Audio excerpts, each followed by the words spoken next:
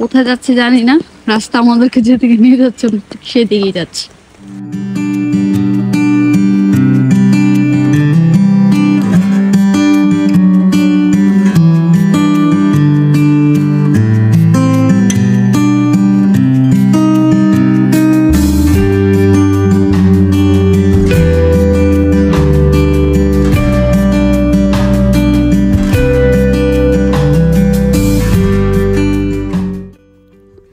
আপনার কি কিছুই ভালো লাগছে না? মনে হচ্ছে জীবনটা উদ্দেশ্যহীন, বোরিং, ডিপ্রেশনে চলে গিয়েছে?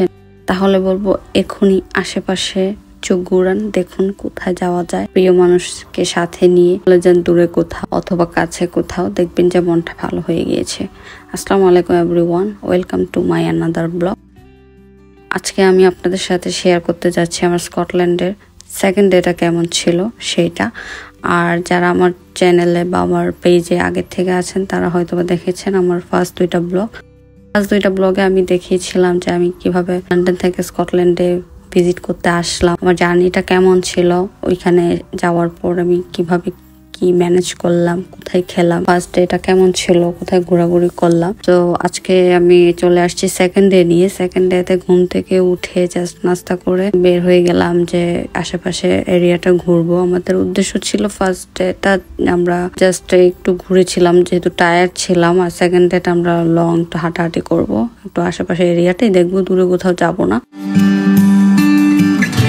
আশেপাশের এর মধ্যে সিটিটাই হচ্ছে মেইন টুরিস্ট প্লেস, তো সিটিটাই আমরা ঘুরছিলাম। এর মধ্যে রাস্তাঘাট গুলো দেখতেই মনে হচ্ছিল যে একটা দর্শনীয় স্থান, মনে হচ্ছিল না যে এটা জাস্ট অ্যাজ ইউজুয়াল নর্মাল রাস্তাঘাট, কারণ এক পাশে রাস্তা আর এক পাশে ছিল পাহাড়। দেখতেও খুব ভালো লাগতেছিল। রাস্তার পাশেই ছিল এরকম একটা সুন্দর পার্ক, খুবই নিট অ্যান্ড ক্লিন অ্যান্ড খুবই পোলাইট, যেটা আমার কাছে খুব ভালো লাগছে যে ঘোরাঘুরি করে। যদিও আকাশটা খুবই মেঘলা ছিল, এই বৃষ্টি এলো এলো ভাব, তো আমরা এই জন্য রিস্ক নেইনি, দূরে কোথাও যাইনি, আমাদের হোটেলের আশেপাশেই ছিল এরিয়াটা। তো এখানে আমরা ঘুরে দেখছিলাম যে কতটা সুন্দর হতে পারে আল্লাহর প্রকৃতি।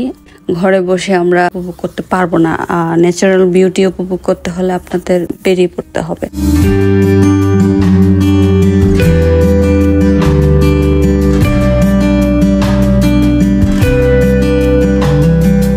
আল্লাহর দানের সৌন্দর্যের উপর আর কিছুই নাই এই পৃথিবীতে। আর্টিফিশিয়াল কোনো কিছু এত সুন্দর না, প্রকৃতির মাধ্যমে যেটা আমরা আসলে দেখতে পারি।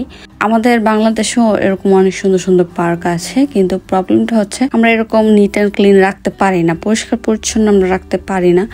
আর আমাদের দেশের সরকার চাইলেও এরকম পরিষ্কার পরিচ্ছন্ন রাখতে পারবে না, কারণ আমরা জনগণরা সচেতন না। আর এইসব দেশে রাস্তাঘাট পরিষ্কার পরিচ্ছন্ন থাকার পিছনে সরকারের হাত নেই, হাত হচ্ছে জনগণের আমার মতে। কারণ আমরা জনগণরাই পরিষ্কার রাখতে পারি, জনগণরাই নোংরা করতে পারি। তো আমরা সবাই মিলে যদি একটু স্টেপ নিতে পারি যে আমরা রাস্তাঘাটে ময়লা ফেলবো না, মানে নিজেরাই পরিষ্কার রাখবো। যেমন আমাদের বাড়ি ঘর, আমরা নিজেদের ঘর আমরা যেভাবে পরিষ্কার রাখি, রাস্তাঘাট গুলোকে যদি এইভাবে আমরা নিজেদেরই মনে করি যে আমরা যে রাস্তা দিয়ে হাঁটতেছি সেই রাস্তাটা পরিষ্কার থাকলে দেখতে কত ভালো লাগে, আমরা এরকম ভাবতে পারি, তাহলে আমরা পরিষ্কার রাখতে পারি। কিন্তু আমরা আসলে তা করি না। আর আমি আর আমার হাজবেন্ড আমরা তখন এটাই ডিসকাস করছিলাম যে এখানে রাস্তাঘাট কত সুন্দর আর পরিষ্কার, যেটা আমাদের বাংলাদেশে মনে হয় না হবে কখনো, কিছু কিছু প্লেস ছাড়া।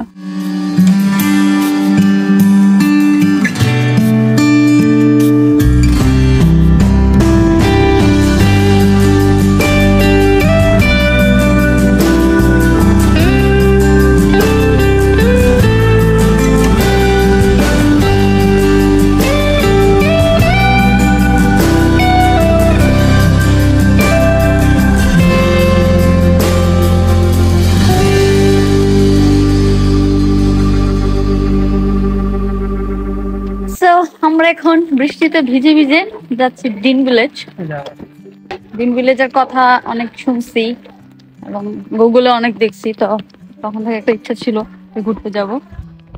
তো এখানে যাচ্ছি, দেখি ভিউ গুলা কেমন হয়, আপনাদের সাথেও শেয়ার করব। তো ফুল ভিডিও দেখতে হবে, সেই জন্য চলুন লেটস গো। ঘোরাঘুরি করে বৃষ্টি চলে আসছে, তো আমরা চলে গিয়েছিলাম ডিন ভিলেজে।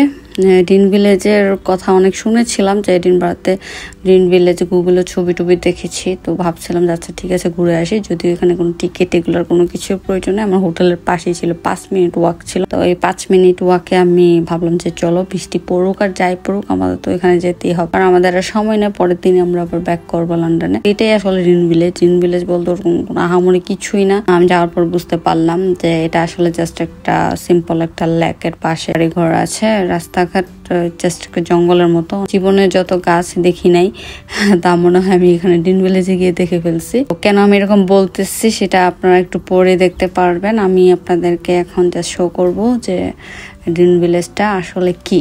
গ্রিন ভিলেজ আমরা অনেকেই শুনি, কিন্তু আসলে গ্রিন ভিলেজটা আসলেই কি সেটাই জাস্ট আমি এই ভিডিওর মাধ্যমে আপনাদের সাথে একটু শেয়ার করব। কারণ আমি জানি যারা নাম শুনেছেন তারা হয়তো অনেকে ভাবেন যে এটা অনেক সুন্দর, খারাপও আমি বলবো না, বাট ওরকম যে দর্শনীয় কিছু এরকম না, এটা দেখার জন্য সবাই আসতেছে। তবে আমার মনে হয় না যে একবার যাওয়ার পর সেকেন্ড টাইম কেউ আর যাবে। ভিডিওটা পুরোটা দেখতে থাকুন, তাহলে বুঝতে পারবেন গ্রিন ভিলেজটা আসলে কেমন আর আমি যা বলছি তার ঠিক কি ভুল।